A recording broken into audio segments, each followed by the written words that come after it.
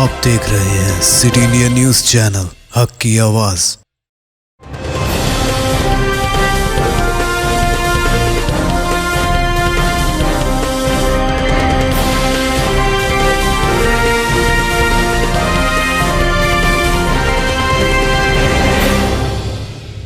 السلام علیکم، میں ہوں شیخ عمر۔ سٹی انڈیا نیوز میں آپ تمام کا خیر مقدم ہے۔ آئیے دیکھتے ہیں بین الاقوامی خبریں۔ امریکہ اور جاپان نے خلائی سائنس تعاون کو فروغ دینے کے معاہدے پر کیے دستخط۔ امریکی وزیر خارجہ اینٹونی بلنکن اور جاپانی وزیر خارجہ یوشیماسا ہاشی نے جمعے کو دونوں ممالک کے درمیان خلا میں مزید تعاون کو فروغ دینے کے لیے ایک معاہدے پر دستخط کیے ہیں۔ مسٹر بلنکن نے ایک بیان میں کہا کہ پرامن مقاصد کے لیے چاند اور دیگر اجرام فلکی سمیت بیرونی خلا کے تلاش اور استعمال میں تعاون کے لیے فریم ورک معاہدہ خلا میں کئی برسوں کے پرامن اور نتیجہ خیز تعاون پر مبنی ہے اور سائنسی پیش رفت اور انسانی خلائی تحقیق آگے بڑھنے کے لیے ہمارے مشترکہ ویژن کی نمائندگی کرتی ہے۔ مسٹر بلنکن اور مسٹر ہیپاشی نے ناسا کے سربراہ بل نیلسن اور جاپانی وزیر اعظم فومیو کشیدا کے ساتھ دستخط کی تقریب میں شرکت کی۔ لیڈروں نے امریکہ جاپان خلائی تعاون کی تاریخ اور مستقل کی کوششوں پر تبادلہ خیال کیا۔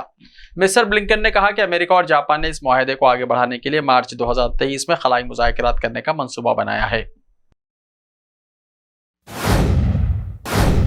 مغربی انڈونیشیا میں زلزلے کے جھٹکے۔ انڈونیشیا کے مغربی صوبے بینکلو میں سنیچر کی صبح زلزلے کے جھٹکے محسوس کیے گئے۔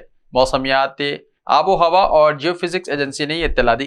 ایجنسی نے بتایا کہ زلزلہ ہفتے کی صبح مقامی وقت کے مطابق 5:41 پر آیا اور اس کی شدت ریکٹر اسکیل پر 5.3 درج کی گئی۔ زلزلے کا مرکز کور ضلع سے 55 کلومیٹر جنوب مغرب میں اور سطح سمندر سے 18 کلومیٹر کی گہرائی میں تھا۔ زلزلے سے سونامی کا کوئی خطرہ نہیں ہے۔ جانی یا مالی نقصان کے بارے میں ابھی تک کوئی اطلاع نہیں ہے۔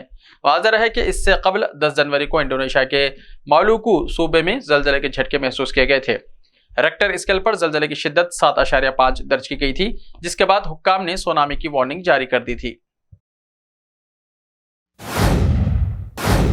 جنوبی امریکہ کے پیرو میں حکومت کے خلاف مظاہروں کا سلسلہ، اب تک ایک نابالغ سمیت 329 افراد گرفتار۔ جنوبی امریکی ملک پیرو میں دسمبر میں سابق صدر پیٹرو کاسٹیلو کا مواخذہ کیے جانے اور انہیں بغاوت کی کوشش کے الزام میں گرفتار کیے جانے کے بعد شدید مظاہروں کا سلسلہ جاری ہے اور پولیس اب تک 300 سے زیادہ افراد کو گرفتار کیا ہے۔ رپورٹ کے مطابق پولیس نے دسمبر 2022 میں حکومت مخالف مظاہرے شروع ہونے کے بعد سے اب تک ایک نابالغ سمیت 329 افراد کو گرفتار کیا ہے۔ پیرو کے اٹارنی جنرل کے دفتر نے یہ اطلاع دی۔ بیان میں کہا گیا ہے کہ ایک نابالغ سمیت 329 افراد کو گرفتار کیا گیا ہے۔ ان کے خلاف بڑے پیمانے پر فساد، تشدد، حکام کے خلاف احتجاج اور عوامی خدمات میں رکاوٹ ڈالنے کے لیے فوجداری مقدمات درج کیے گئے ہیں۔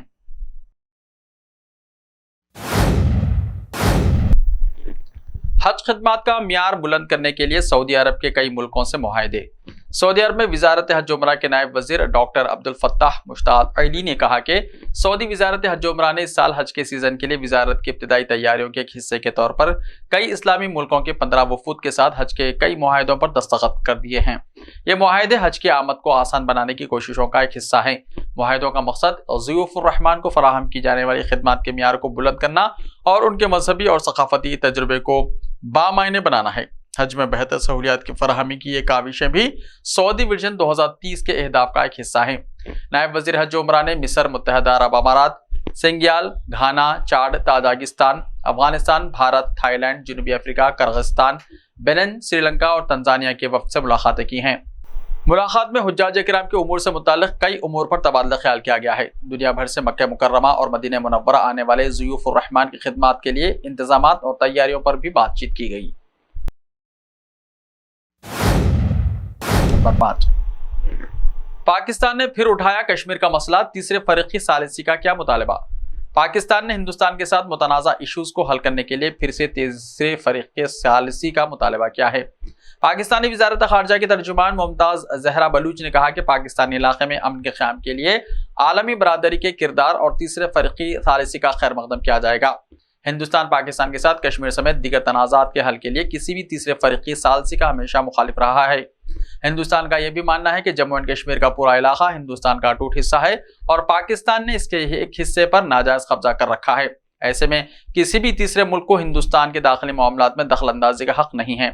بلوچ نے صحافیوں سے کہا پاکستان ہندوستان تعلقات اور امریکہ سمیت کسی تیسرے فریق کی جانب سے اس میں ثالث کا رول ادا کرنے کے بارے میں پاکستان ہمیشہ یہ مانتا ہے کہ ہم کشمیر سمیت ہر تنازعات پر عالمی برادری کے رول کا خیر مقدم کرتے ہیں۔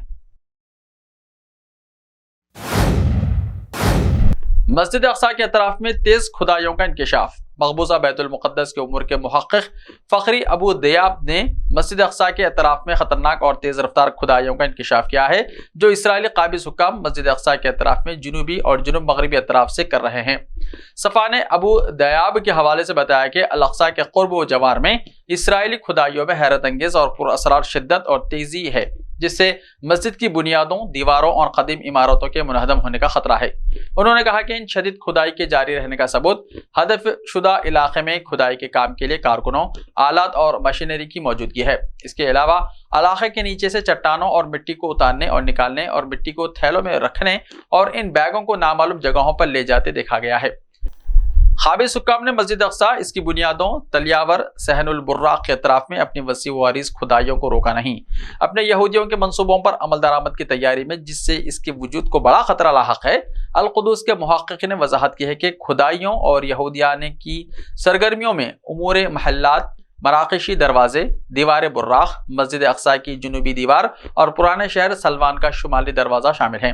ان کھدائیوں میں اس سال کے آغاز میں شدت آئی ہے اور اس شدت اور رفتار کی کھدائی کبھی نہیں دیکھی۔ سسٹم میں خرابی سے متاثرہ پروازوں کی بحالی ہوئی شروع۔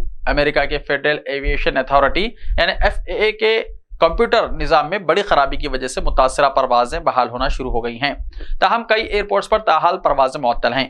کمپیوٹر نظام میں خرابی کے بعد معطل پروازیں آہستہ آہستہ بحال ہو رہی ہیں، جبکہ امریکی میڈیا کے مطابق کئی ایئرپورٹس پر تاحال تعطل جاری ہے۔ FAA نے نظام میں بڑی خرابی کے باعث ملک بھر میں ایئر ٹریفک میں خلل کے بعد تمام اندرونی پروازیں عارضی طور پر معطل کرنے کے احکامات جاری کر دیے تھے۔ بیان میں کہا گیا ہے کہ اس نظام میں خرابی کی اطلاع پر ایئر لائنز اور ایئرپورٹس میں مسائل پیدا ہوئے، جبکہ وائٹ ہاؤس نے بیان میں کہا کہ تاحال سائبر حملے کے بارے میں کوئی ثبوت نہیں ملے۔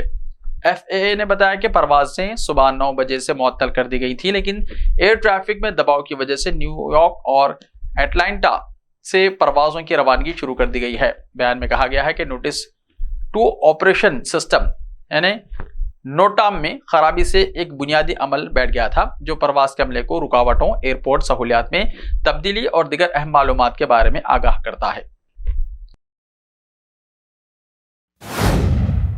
ایسے ہی تازہ ترین خبروں کے لیے دیکھتے رہیے سٹی انڈیا ٹی وی۔ تو ملتے ہیں کل، تب تک کے لیے اپنا خیال رکھیے۔ اللہ حافظ۔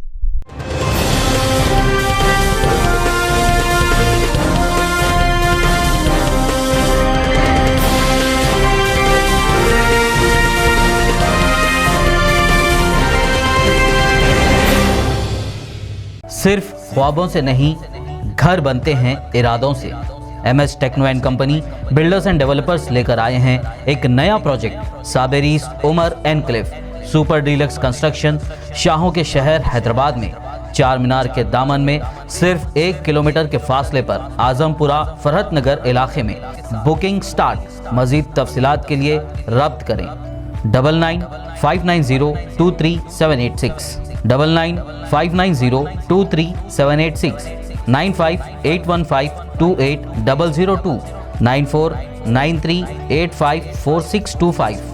Are you looking to build your dream project, but construction costs and time are a big hurdle standing in your way? If yes, then you are at the right place, because Cosmolite AAC lightweight block is a game changer in the construction industry.